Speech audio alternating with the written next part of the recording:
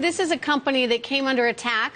Carl Icahn going after them, saying he really wanted to see a split up of eBay and PayPal because he thought that PayPal really was the future and that had, such a tremendous amount of technology that could really be leveraged. So that CEO having to, live through all of that, all of those issues. I mean, do you think that that might have contributed in any way to the departure?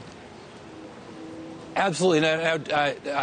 David Marcus, a terrific leader down at PayPal, has really grown that business. When eBay acquired PayPal, there's a lot of talk of the guys who invented PayPal, and they're given a lot of credit for the success of that platform. But in fact, when eBay acquired PayPal, it was losing tons of money. It was losing basically $2 for every dollar of revenue, which is actually hard to do.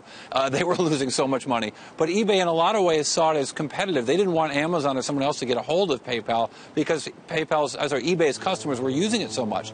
David Marcus really helped to transform that business into a very profitable and yet still a very rapidly growing business. And there's been a lot of people urging, not before and since Carl Icahn, urging eBay to spin that business off and to let David Marcus run that business. He's seen as a terrific leader in Silicon Valley. He also raises a lot of money for charity and is just, I think, a generally well-liked guy down there. Very smart guy and interesting Corey, to see him leave because this he's was the one kind of of guy Carl's you'd want points as a all CEO. along. Corey, one of the points that he had been making all along was that it was very hard to attract and retain the best talent at eBay, in part because you weren't able to offer stock options that would have the kind of appreciation, say, of a Facebook, for example. And he cited the one-year stock chart, which really showed that the stock had basically gone nowhere.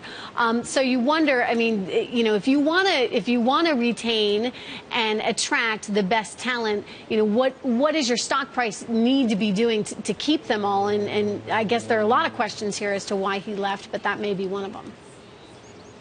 Well, look, fundamentally, particularly in this low interest rate environment, growth is what gets a stock going. And it's even top-line growth, revenue growth, which to me as a value guy seems ridiculous. But it is, in fact, true that companies that are growing top-line really fast right now are getting some great rich valuations. And because the top line of PayPal is growing terrifically, by the way, the bottom line isn't bad either, much better than even the very successful eBay business, I think that really what Carl was looking at wasn't some genius technological understanding, but really just the different kind of valuations the market is putting on fast top-line growth and good top-line growth, which is what eBay has, separate from PayPal. And I think that on some level, David Marcus is going from a company with really good top-line growth to spectacular top-line growth in Facebook, and yet a company that's also got a lot of profits. So I think this is a real shocker, though. I don't think anyone saw this coming.